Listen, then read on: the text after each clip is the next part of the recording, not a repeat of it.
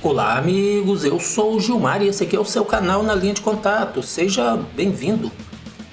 Bem pessoal, em nosso vídeo de ontem nós falamos sobre as declarações de militares lá do Reino Unido, acusando as forças ucranianas de usarem de forma errada e de desperdiçar uma grande quantidade de armas caras e de alta tecnologia.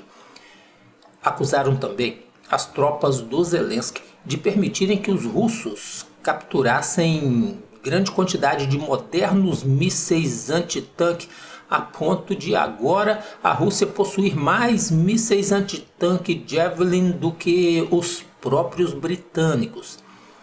Mas de acordo com alguns analistas, isso aí já pode ser um sinal de que eles, os britânicos, já estão preparando o caminho para tentar justificar uma possível saída ou um possível fim do apoio aos ucranianos. Isso é claro, supondo que Putin e Trump consigam negociar um acordo de cessar-fogo, acordo esse que a OTAN e a União Europeia não quer de jeito nenhum. Isso aí ficou bem explicado no nosso vídeo de ontem.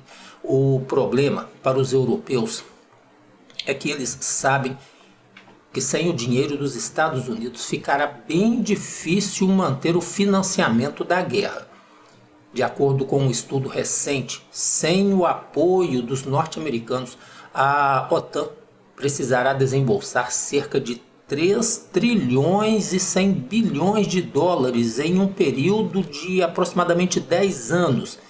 Esse valor, esse dinheiro aí, teria que ser investido nas forças armadas dos membros da OTAN e no financiamento da Ucrânia. Então, é muito dinheiro, muito dinheiro.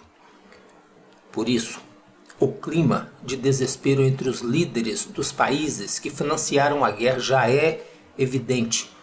E pode ser visto, esse clima de preocupação, de desespero, pode ser visto em ações como o pedido do primeiro-ministro britânico ou o primeiro-ministro do Reino Unido, Keir Starmer, que no final da semana passada, após o anúncio de que Putin e Trump deram os primeiros passos para um acordo de paz, ele solicitou um encontro com o presidente norte-americano.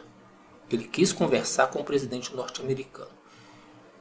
Também pode ser visto nas declarações do chanceler alemão Olaf Scholz, que na semana passada disse que seu país precisava declarar estado de emergência para facilitar a destinação de recursos para a Ucrânia. Veja bem, o chanceler alemão querendo que o seu país declare estado de emergência, declarando uma ameaça iminente, é claro, para eles a ameaça é a Rússia, né?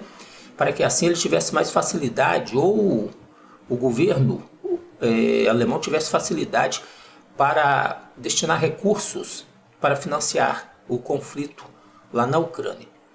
A gente vê também esse clima de desespero nas falas da Kaja Kallas, aquela estoniana que ocupa o cargo de alta representante da União Europeia para os negócios estrangeiros e a política de segurança. Ela disse que Rússia e Estados Unidos podem negociar um acordo, mas sem a participação da Europa e da Ucrânia esse acordo não valerá, esse acordo não terá força legal. Esse clima de desespero pode ser visto ainda na recente declaração de Annalena Baerbock, a ministra das Relações Exteriores da Alemanha, que disse o seguinte, abre aspas aí, o que estamos fornecendo a Kiev não é suficiente para repelir a agressão russa. Concordo com meus colegas europeus, devemos atacar alvos em território russo. Espero que nesse momento crítico que estamos vivenciando hoje, possamos concordar 100% em tudo o que fizemos no campo da defesa. Fecha aspas. Perceberam, meus amigos, o clima de belicismo dos europeus? A fala dessa ministra alemã aí, ao dizer que concorda com seus colegas que eles devem atacar alvos em território russo, deixa claro que eles acreditam que estão em guerra com a Rússia. Deixa claro que se depender dela e dos seus colegas, porque ela disse que concorda com eles. Se depender deles, eles atacarão território russo. Eu tenho dito sempre em nossos vídeos, a Europa passa por uma crise muito séria de líderes competentes. Eles não, com poucas exceções, a Europa não tem líderes capazes, competentes de raciocinar. A segurança da Europa vem na paz com os russos. Quem ameaça hoje é a Europa que ameaça a Rússia. Qualquer pessoa com um pouquinho de bom senso vai perceber isso. A OTAN e os Estados Unidos cercaram a Rússia com bases para todo lado. E a Rússia sempre falando, pedindo, sempre tentando conversar sobre isso para que isso não acontecesse. E a OTAN sempre se aproximando das fronteiras russas. Então, a ameaça hoje é a Europa, a ameaça para a Rússia. Não é a Rússia que é a ameaça para a Europa, mas eles tentam vender o contrário. E a grande mídia compra e vende isso para vocês, meus amigos. Vende essa narrativa. A fala dessa ministra aí é preocupante. Uma ministra alemã. Parece que a União Europeia e a OTAN ainda acreditam, parece que eles ainda acreditam que podem vencer a Rússia e eles estão se esforçando para ampliar o conflito. Isso é incrível. E, meu parceiro, se você gosta desse nosso trabalho aqui e deseja nos ajudar a manter esse canal funcionando, você pode fazer a sua contribuição pelo Valeu ou pelo Pix, cuja chave a gente deixa sempre na descrição de nossos vídeos. E, meu amigo, não se esqueça aí de se inscrever no canal, curtir, comentar e compartilhar o nosso trabalho. Clique também no sininho para acionar as notificações. E olha, isso tudo aí é muito importante para a gente, isso ajuda o canal. Nós agradecemos pela valiosa, pela importante contribuição que foi enviada pelos amigos e colaboradores Carlos Marcos, Odair Roberto e Arthur Felipe. Meus parceiros, muito obrigado.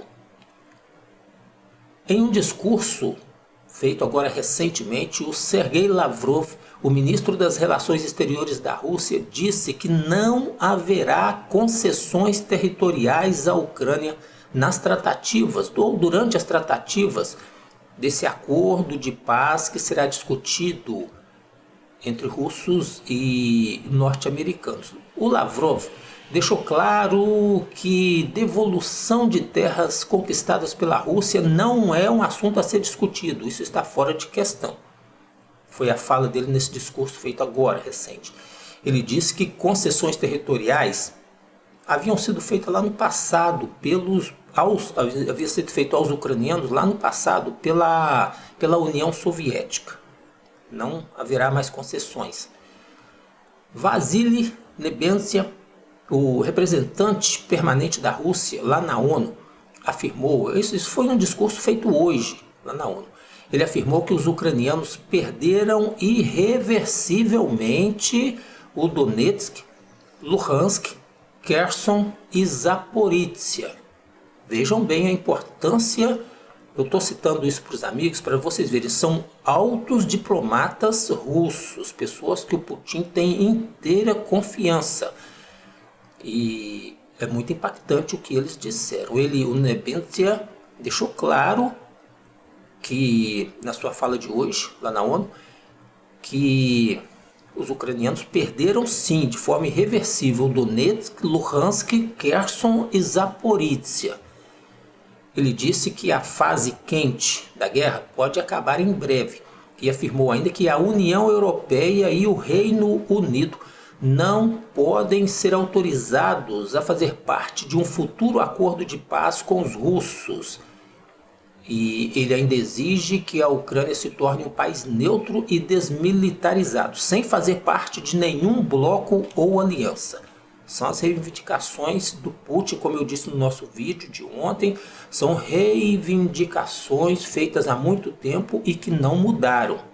Diferentemente de falas aí do Trump, que deixa margens para mudanças em algumas falas deles, as reivindicações do Putin não mudaram, são as mesmas.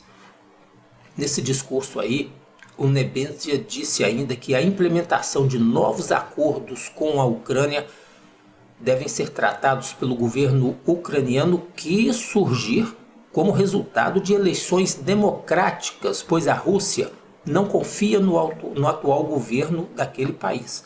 Mais uma reivindicação do Putin, que já falou lá no passado que não negocia com o Zelensky. Ele deixou isso bem claro, e eu gosto de frisar isso porque são fatos importantíssimos que vão fazer parte das negociações. Pode ser que os russos voltem atrás em alguns termos, pode ser que estejam falando isso agora como um ativo aí para poder negociar com o Trump. Não sei. Ele deixou muito claro que a União Europeia e o Reino Unido não são confiáveis, isso é Nebenzia, e por isso eles não têm lugar na mesa de negociações. A questão aí é confiança. O Putin já se sentiu traído em mais de uma ocasião, e o Putin vem falando isso há muitos anos, de traições por parte da OTAN, da União Europeia, negociações com Zelensky, que na última hora o Zelensky voltou atrás. Então o Putin tem motivos para não confiar nesse pessoal ainda. E ainda quanto à participação da União Europeia e do Reino Unido nas negociações, o Lavrov, ele disse que não vê sentido na participação deles, Reino Unido e União Europeia. Não vê sentido na participação deles, pois eles, se estiverem participando, eles vão apresentar ideias enganosas sobre congelamento de conflito, sobre colocar tropas de manutenção de paz. Os russos não aceitam isso. O Lavrov disse ainda que não vê o porquê eles deveriam ser convidados, pelas palavras do Lavrov, não vê porquê eles seriam convidados se pelos seus costumes, pela moral e hábitos deles, eles têm em mente a continuidade da guerra. Os russos sabem que a Europa não quer parar a guerra, então não vai aceitar, pelo menos nesse momento é o que foi dito, não vai aceitar a participação deles nas negociações. Pois é, amigos, são declarações importantes que mostram que, pelo menos por enquanto, o Putin não arredou o pé de nenhuma de suas reivindicações para aceitar um acordo de paz. Um ponto que chama a atenção é o fato de os russos afirmarem mais uma vez, como eu já disse, que o Zelensky não tem legitimidade para participar das negociações, que não confiam no Reino Unido e nem na Europa. Isso aí tem um significado.